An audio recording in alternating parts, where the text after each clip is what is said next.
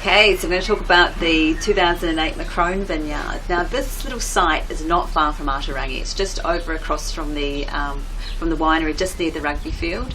And this is a site we've been quietly making single vineyard batches from, just small batches as we gain more vine age.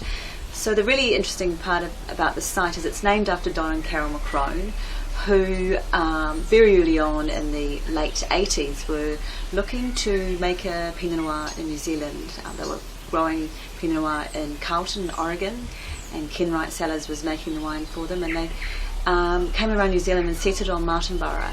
And in 2001, Ata Rangi and the McCrones planted this site, and I guess he planted it with 20 years of knowledge, so with a cross grouping of clones that we think really do work well here in Martinborough.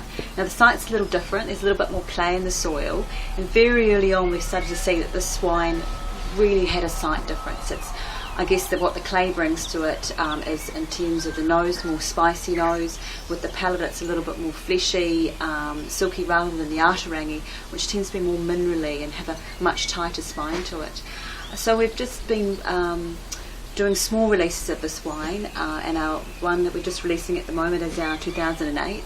So it's really exciting to see this wine with some age. I think it's drinking beautifully now. It's got a really gorgeous sort of savoury, ethereal quality to it.